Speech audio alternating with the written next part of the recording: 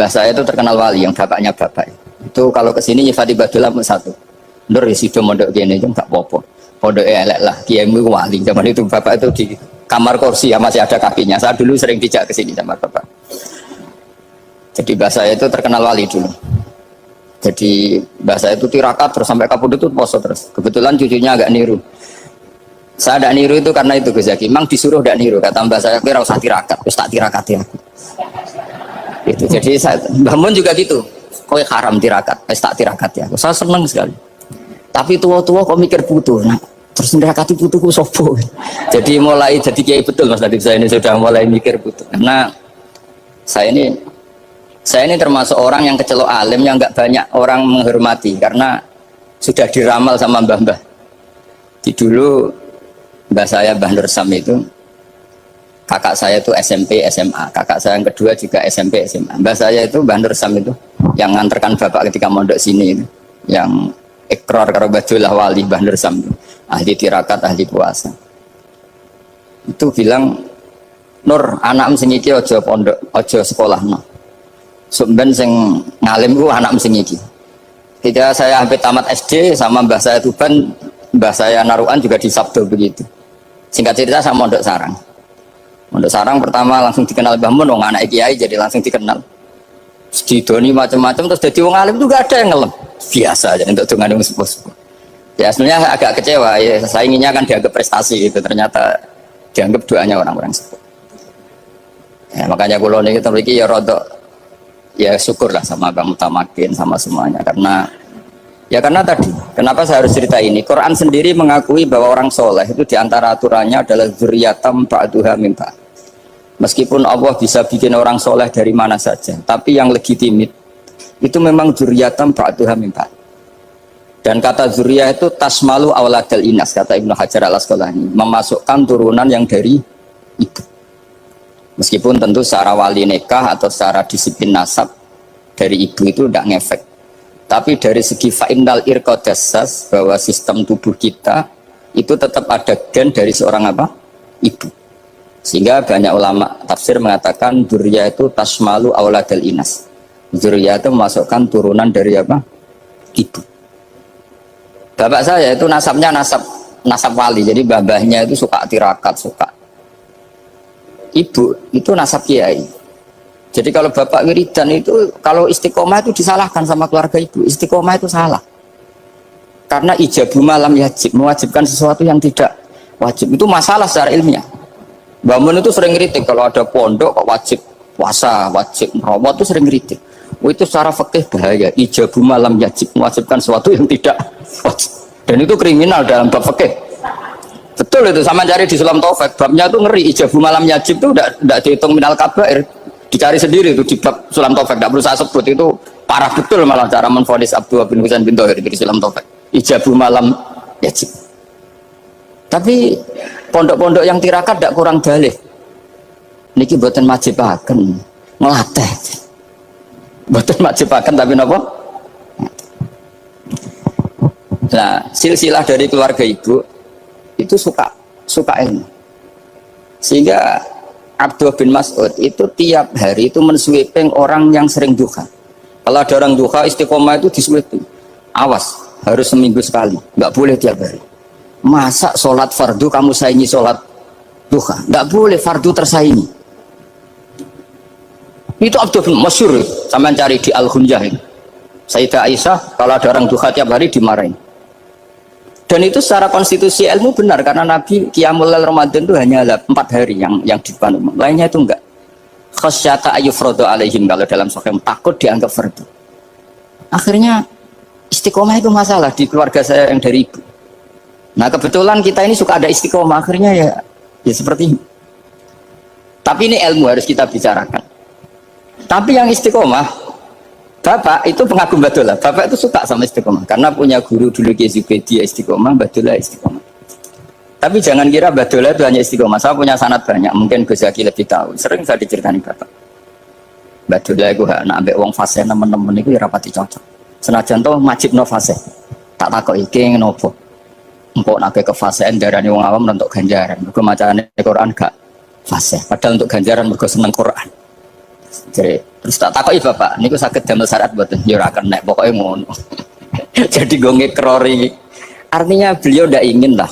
Gara-gara kita terlalu pakem tajwid, kemudian menganggap siapa saja baca Quran salah, kemudian tidak dapat pahala. Bisa saja hamalahum ala ayakra'ul Qur'an apa mahabbatuhum wa iskuhum wa kada wa kada. Jadi akhirnya saya jadi tahu. Oke, secara makhraj salah, tapi iseknya benar, mahabbahnya benar, brontonya benar. Jadi sebetulnya Abdullah itu punya sekian makalah tentang ilmu. Hikam juga gitu. Nur nak cah santri ngaji Ihya itu jauh oleh, saya nak hikam mojo. Maksudnya beliau entah kalau setelah itu Abdullah itu melarang siapa saja santri ngaji hikam tuh dilarangnya ada kelas tertentu untuk boleh ngaji hikam. Nah, kenapa saya cerita ini? Karena saya masih ingat betul di antara wasiatnya Mbah Mun itu. Pirroh sebab apa Fatihah kok ihdinas siratal mustaqim, bukan sirotoka tapi siratal ladzina an'amta alaihim. Dawe Mbah Mun fa innallaha ta'ala la yaqul wa la yasrab wa la yanqih wa la kadza wa kadza. Allah itu tidak makan, tidak minum, tidak tidur. Sehingga kita tidak bisa niru Allah. Tapi yang makan tidur itu manusia. Sehingga kalau ingin dekat Allah ya niru siratal ladzina, bukan sirotoka. Kita cara tidur niru Kanjeng Nabi, niru ulama, cara makan, cara minum, niru Allah tidak bisa. Makanya bukan ihdinas siratal mustaqim sirotoka, tapi siratal ladzina an'amta. Maka dalam beragama itu butuh master, butuh panutan. Ya tentu Mbah Mun oleh ngendikan pakai lewat orang-orang kuno. Cara Mbah Mun pakai cantolan. Maka saya punya makalah banyak dari Bapak, dari Mbah Mun, dari Mbah Zubair, dari sampai saya itu hafal sanad sampai Rasulullah SAW. Karena yang bisa mengawal ilmu itu sanad. Termasuk saya di sini bawa kitab Ar-Risalah Al-Qusairiyah. Nanti saya baca beberapa panutan kita. Di sini ada Abdul Qasim Al-Junaidi, ada Abu Yazid Al-Bustami, ada banyak ulama yang ditulis Ar-Risalah Al-Qusairiyah. Dan itu yang membentuk Imam Ghazali, kitab Ar-Risalah Al-Qusairiyah. Tapi sekarang kita ini tidak belajar lagi tentang tasawuf. Tasawuf itu Abdul Qasim Al-Junaidi jadi wali itu bukan wiridannya terlalu banyak, enggak. Beliau pernah bikin satu kalimat yang menjadikan Allah itu ridho. Kalimatnya begini, kalau malam beliau wiridan gini, ya Allah, kenapa engkau ngasih rezeki saya, padahal engkau tidak butuh saya. Kalimatnya sederhana. Kalau seorang majikan ngasih servis sama karyawannya, memang butuh pekerjaannya. Orang tua ke anak butuh kasih sayangnya. Tapi engkau ini zat yang tidak butuh saya, tidak butuh kita, ngapain ngasih? Jadi punya sisi betapa Allah itu luar biasa, wong tidak butuh kok. Ngasih itu kan luar biasa. Jadi karena mensifati seperti itu Allah itu ridho. Itu luar biasa. Normalnya orang memberi itu kan, apalagi orang memberi kiai itu kacau sekali. 1.000 jaluk swarga. Salam template 1 juta wae jaluk apa? Swarga itu parah lagi. Nanti kalau enggak masuk surga tunda-tunda. Itu ngeri lagi itu 1 juta minta apa? Surga. Sayyidina Ali itu diantara sebabnya beliau dekat Allah itu karena muamalahnya sama Allah itu benar. Di antara muamalah itu yang diriwayatkan di kitab Ar-Risalah Al-Qusairiyah adalah masyhur itu. Kafani izzan antakuna li rabban wa kafani fakhran an aku nalaka abdan. Tiap malam ya beritanya itu, ya Allah, saya sungguh sangat mulia karena engkau yang jadi Tuhan. Coba kalau saya dituhani manusia yang mati atau dituhani siapa yang mati juga. Wa kafani fakhran an aku nalaka abdan. Saya ini bangga sekali karena jadi budak, menjadi hamba zat yang tidak mati. Jadi pakem-pakem yang menjadi masyrab kalau dalam bahasa tasawuf itu yang menjadikan wali. Sehingga yang dikatakan ibadah itu apa? Ma'rifatullah, mengenali Allah secara benar. Jadi jangan kira wali-wali dulu terus terlalu istiqomah, ada juga mereka punya pakem yang menjadikan Allah itu ridho. Saya beri contoh nih, di sini banyak makalah, nanti saya beberapa baca tabarruk. Banyak riwayat dari orang-orang sufi. Nabi Ibrahim itu pernah ketemu orang Majusi. Beliau terkenal sakhok, terkenal sakhian. Ketika ketemu orang Majusi, ya Ibrahim, saya ini sehari saja ngasih makan saya. Kamu kan tukang ngasih makan orang. Terus ya tapi bisyarti antus lima, kamu harus Islam. Sebagainya Nabi Ibrahim adalah kalau saya menolong dia berarti nolong orang kafir. Setelah orang itu lewat berlalu karena Nabi Ibrahim nggak mau hormat, Allah memberi wahyu ke Nabi Ibrahim. Kenapa ya Ibrahim tidak kamu terima 1 hari, kamu kasih makan 1 hari? Ya karena dia majusi. Kata Allah, dia umurnya berapa? 60 tahun. Tanyakan, pernah kelaparan kan hanya hari ini? Iya ya Allah. 60 tahun dia kafir tak kasih makan. Minta kamu sehari aja kok gak boleh. Akhirnya Nabi Ibrahim dipanggil orang majusi, dikejar dipanggil. Ayo tak kasih makan 1 hari. Kok kamu sekarang jadi baik? Habis ditegur Tuhan. Terus kata, ahakada yu'amiluni, apa seperti itu Tuhanmu mengu'alamalai saya? Ya na'am. Akhirnya Islam orang majusi. Jadi itu lagi-lagi ilmu. Jadi yang dikatakan ilmu itu satu teori atau kalimat atau apa saja yang menjadikan kita ini pakem. Meskipun pakem itu kadang sulit diterima orang-orang khusyuk. Orang khusyuk itu ya nyun sewu ada sisi nakalnya, makanya Mbah Mun sering kayak jargon masyhur. Zada khusyuan, zada jalan, tambah khusyuk tambah bodoh. Bukan bodoh dengan makna salah itu enggak. Memang kadang terus anti ilmu. Misalnya gini, ini contoh yang karena saya ini mengkhidmati ilmu, saya beri contoh yang urusan ilmu. Ada orang sujud diinjek orang fasik, kepalanya diinjek orang fasik. Terus si orang yang sujud tadi ini ada di Sahih Muslim, juga ada di Ihya. Wallahi la yaghfiru wa laka. Pakai sumpah, wallahi la yaghfiru wa laka. Allah langsung mewahyukan ke Nabi fi hadzal zaman, fi tilka zaman atau fi dzalika zaman.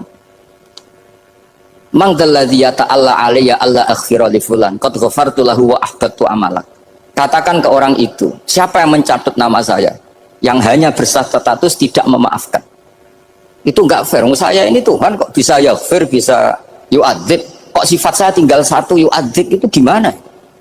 Dicatut separuh itu Allah tidak terima. Tapi kalau kita baca Quran, saya ini sama orang fasik ya benci. Saya ini orang soleh, setidaknya pura-pura soleh lah. Karena di depan para kiai. Tapi mau tidak mau. Ketika Allah mensifati dirinya tentang orang munafik gimana? Wa yu'adzibal munafiqina insya'a au jatuh. Ini cocok tidak cocok, potensi memberi tobat itu ada. Meskipun sama kalau orang munafik, tapi ya tetap bacanya wa yu'adzibal munafiqina ya insya'a au jatuh. Rasulullah kayak apa bencinya dengan Wahsy karena qatilu Hamzah. Tapi Nabi tunduk sama konstitusi Quran. Laisa laka minal amri syai'un aw yatuba alaihim aw yu'adzibahum. Akhirnya Allah malah memberi tobat sama qatilu Hamzah yaitu Wahsy.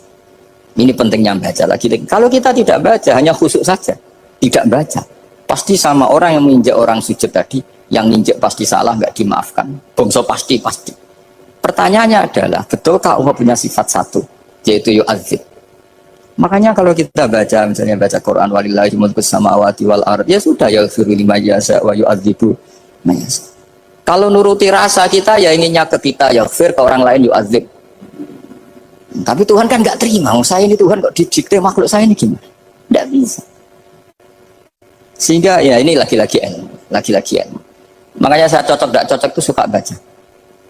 Saya suka sekali baca. Mulai ulama dulu, ulama modern, setengah dulu. Mulai ulama yang kedunian sampai setengah kedunian. Suka. Saya dulu tuh nggak suka uang. Karena saya memang tadi mbah saya dari bapak itu wali mas itu. Kalau tadi Mas Nadif jujur, mulai Mbah Soleh itu suka bully mertuanya, jadi saya alhamdulillah dia jujur. Jadi Mbah Soleh itu menantunya Raden Asnawi, itu ya bully-bulian sama ini terus ditiru beliau ini. Itu nggak suka sebenarnya. Saya itu ya pokoknya tadi kalau orang daftar wali itu kan nggak suka sama. Karena mereka nangis ketika Allah ngendikan wa aqridu wa atau ayat-ayat anfiku atau orang baik disifati wa aqridu wa qardan hasanah. Itu hadal khitab li ahlil jiddi wasarwah. Ini khitab untuk orang kaya. Kalau isin Gusti jenengan nampen ngongkon infak kok kalau diinfaki. Jenengan nampen ngongkon ngamal kok kalau di ngamali. Jadi maka yuhibbunal mal, mereka tidak suka harta. Walakin liyana luladzatal khitab bil infak, dan itu harus kaya dulu untuk bisa infak. Jadi itu uniknya. Akhirnya saya Imam Sa'roni penting juga kaya. Jadi wali untuk suka harta itu nunggu diperintahkan Allah. Alhamdulillah kita enggak, sudah wali dulu karena sudah senang harta wali. Jadi kayaknya keren kita dibanding wali-wali itu. Artinya wali itu tahu pentingnya harta setelah jadi wali. Kita alhamdulillah mulai kecil sudah tahu pentingnya harta. Kayaknya kita lebih wali. Imam Syafi'i itu dulu gak suka sama orang kaya. Saya berkali-kali ceritain. Karena dia dididik Sufyan As-Tsauri, Sufyan bin Uyainah. Tapi ketika ketemu Imam Malik itu kaya raya. Meskipun dia hidupnya sederhana tapi kaya raya. Pas beliau mau Imam Syafi'i dia agak-agak sopan kalau sekarang tanya, setelah jenengan ilmu yang saya harus ambil siapa? Kata Imam Malik, yang sealim saya itu sudah meninggal Abu Hanifah, tapi muridnya masih, namanya Muhammad bin Hasan Asy-Syaibani. Kamu datang ke sana. Semalam itu Imam Malik dikasih uang 500 dinar. Padahal 1 dinar itu 4,25 gram. Bisa dihitung tuh berapa ratus juta. Terus paruhnya dikasihkan Imam Syafi'i. Nah, tidak kasangoni. Pagi-pagi diajak ke Baki. Dulu Baki itu ada kafilah rental unta. Mana kafilah yang mau ke Irak? Kita. Ya sudah, ini antar. Tak bayari. Diantar Imam Syafi'i. Diantar ke Imam Muhammad bin Hasan Asy-Syaibani di Irak. Itu ketemu Muhammad bin Hasan Asy-Syaibani pertama itu apa? Beliau itu kalau ngitung uang di meja. Emas-emasnya di meja, uangnya dolar, semuanya di meja. Tambah kaget, ini saya sama Imam Malik ingkar, ini malah lebih parah lagi. Kata Muhammad bin Hasan Asy-Syaibani, "Atajabu min hadza." Kamu kagum dengan ini, merasa aneh? Iya. Ya sudah, ini tak kasihkan orang fasik, tinggo demenan, tinggo judi. Jangan, jenengan saja. Kalau jenengan kan orang soleh dipakai kebaikan, berarti orang soleh boleh kaya. Angsal-angsal. Semenjak itu Imam Syafi'i kebablasan. Sampai fatwa kiai fakir itu haram. Kiai bisa bikin rumah bagus, bikin rumah jelek, haram. Puasa al-Islam ya Allah wala yulah. Nah, lagi-lagi kebetulan kita sebelum ngaji Imam Syafi'i sudah seperti itu. Jadi ini justifikasi. Lagi-lagi itu ilmu. Saya ulang lagi-lagi itu ilmu. Akhirnya saya baca kitabnya Imam Sa'roni namanya Al-Minanul Kubro. Itu beliau cerita wa mimma manallahu alaihi. Kesannya kayak orang sombong. Tapi sebetulnya yang sopan itu yang sombong. Karena Imam Sa'roni kan bilang, kamu harus memaklumatkan diri kalau antum minal ulama il amilin. Kamu termasuk ulama yang amilin. Terus ditanya sama orang-orang, bagaimana kalau nyatanya enggak? Kamu tadi subuh sholat, ya saya sholat. Kamu tadi zuhur sholat, ya saya sholat. Kenapa ketika kamu maksiat ingat terus, ketika kamu taat tidak ingat? Berarti kamu anggap Allah itu menyesatkan kamu tok, tidak pernah ngasih hidayah sama kamu.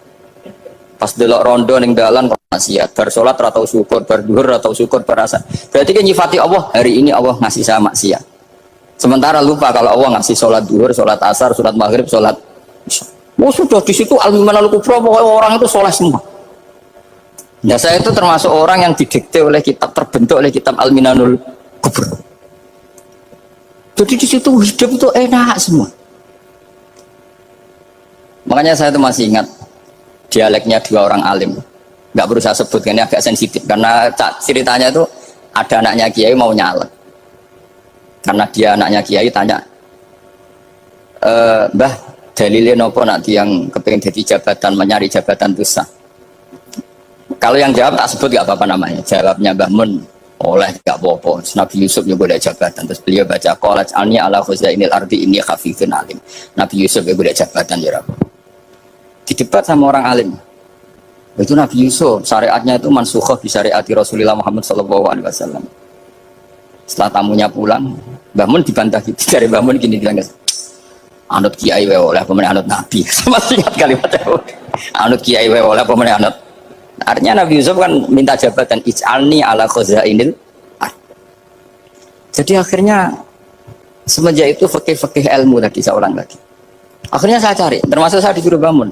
Saya golekno dalile nak wong soleh kok oleh jabat. Hati gue, dalil kok diorder saya sempat. Ternyata saya cari-cari ya tadi am yahsudunan nasa alama atahum wa min fadlil faqad ataina ala Ibrahim alkitab wal hikmata wa atainahum mulkan azim. Keluarga Nabi Ibrahim di antara sifat yang disebutkan Allah adalah dikasih mulkan azim. Sebab itu akhirnya kiai Indonesia itu mazhabnya Syafi'iyah semua. Politik ya kerso, jabat ya kerso, proposal ya kerso. Saya ini, maksud saya ini yang menyelamatkan ilmu. Kalau orang khusyuk pasti gedeng. Kiai kok gelem proposal, kiai kok para pejabat. Tapi orang ilmu setuju. Nah saya nggak tahu setujunya itu bawaan ilmu apa bawaan nafsu tadi itu yang mulai saya nggak tahu. Nah kalau saya kan bawaan ilmu saya baca. Itu bedanya saya dengan Mas Nadif jadi bawaan baca. Karena kemarin saya dibully habis-habisan di Kudus. Saya tidak punya kesempatan bicara di menantunya Neng Mu'ah ya. Wah ini kurang ajar betul orang ini kata saya. Tapi saya nyari sisi positifnya. Kalau saya dibully kan saya madlum. Orang madlum gampang jadi wali. Yang dia bully berarti zalim ya sudah berarti wali saya gitu. Nah supaya dia juga wali sekarang tak bully supaya impas gitu. Jadi ini nolong beliau.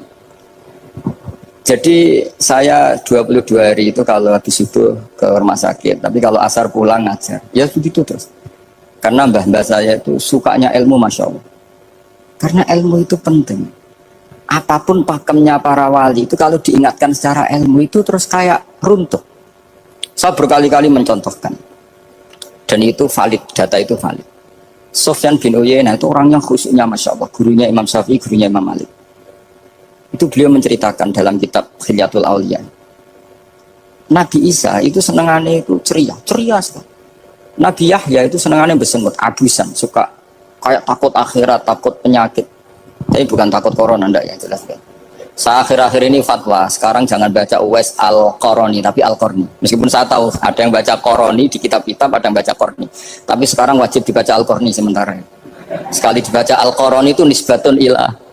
Iya, jadi makanya ini untuk sementara dibaca, ngikuti yang baca Uwais Al-Qarni. Meskipun di sarah-sarah apa di Fathir Ra' wakila bi sukun, ya sudahlah sekarang harus ijma dulu Al-Qarni ya, karena kalau Al-Qarani itu akhirnya Nabi Isa ditegur sama Nabi Yahya. Mali aroka dohikan ka'annaka ta'manu min makrillah. Saya melihat kamu kok suka tertawa, seakan-akan kamu merasa aman tidak kena azabnya Allah.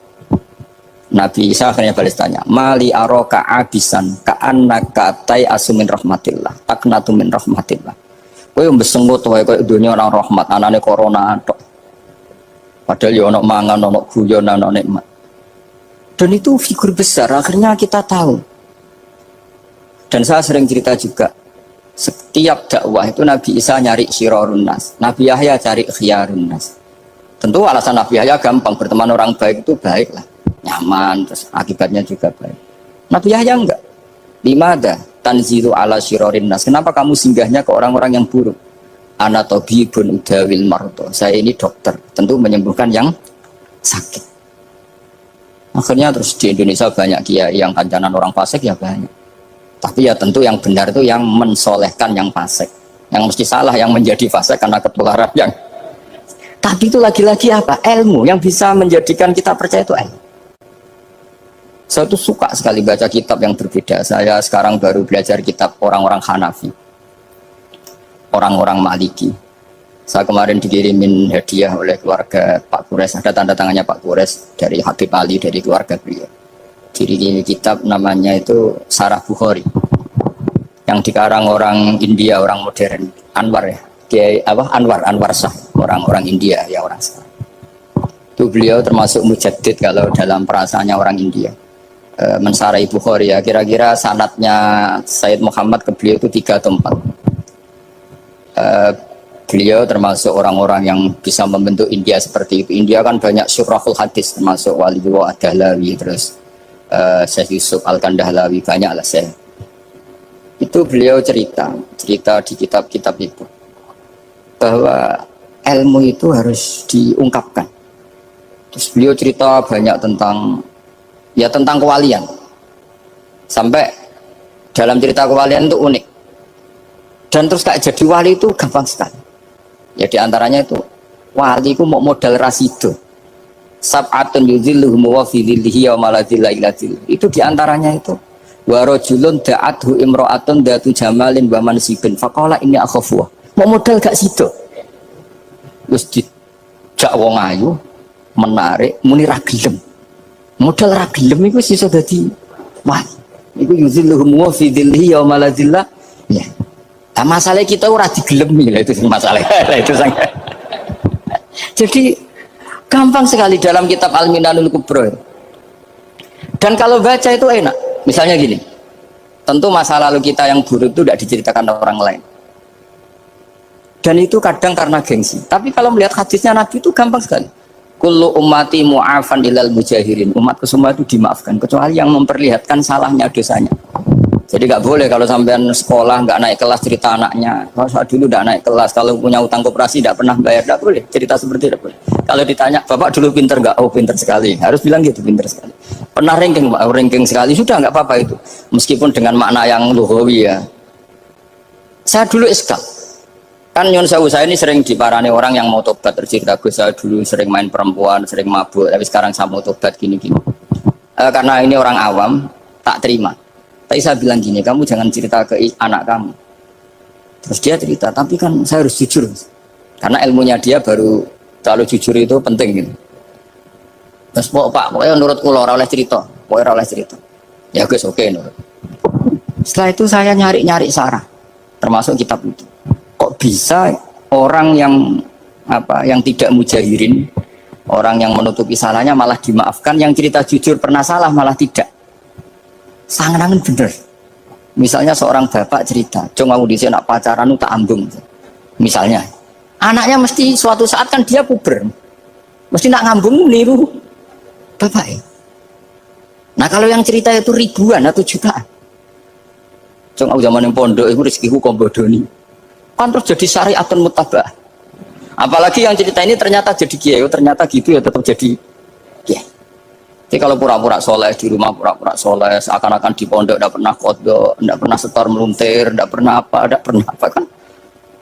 Katanya, lalu lucunya, oke itu alasan. Alasannya Imam Ghazali itu paling masuk akal. Ini saya cerita, ila aliman barokahnya baca Imam Ghazali. Fa inna wa ta'ala yakrohu zuhurul ma'asi. Wa min asbabi zuhur adalah al-mujaharah. Karena Allah itu gak suka maksiat itu begitu kelihatan. Dan awal dari kelihatannya maksiat adalah semua orang cerita. Akhirnya maksiat dianggap biasa saja. Jadi kalau semua orang cerita zaman mondok nakal itu akhirnya semua orang yang nakal. Oh itu niru kiai ini, karena ini niru kiai. Kan repot. Tapi kalau semua kiai sok suci atau suci betul, dan semoga ya suci betul, kan yang maksiat, yang mau maksiat ini gak punya alasan karena masternya gak pernah maksiat. Meskipun sebagian yang seudon gak pernah konangan, gak tahu, pokoknya yang penting seperti itu. Itu hebatnya konsepnya. Saya dulu ya iskal loh. Kok? Ya tadi kullu ummati mu'afan illal mujahirin. Saya dulu iskal kan. Tapi setelah baca Ihya kata Imam Ghazali, karena Allah itu gak suka zuhurul ma'asi. Allah nggak suka kalau maksiat terlalu muncul, dan termasuk sebabnya muncul adalah setiap orang jujur menceritakan masa lalunya. Sebab itu kita sebagai orang Islam yang entahlah istilahnya apa, kalau istilahnya Mas Nadib Islam Nusantara atau moderat macam-macam lah.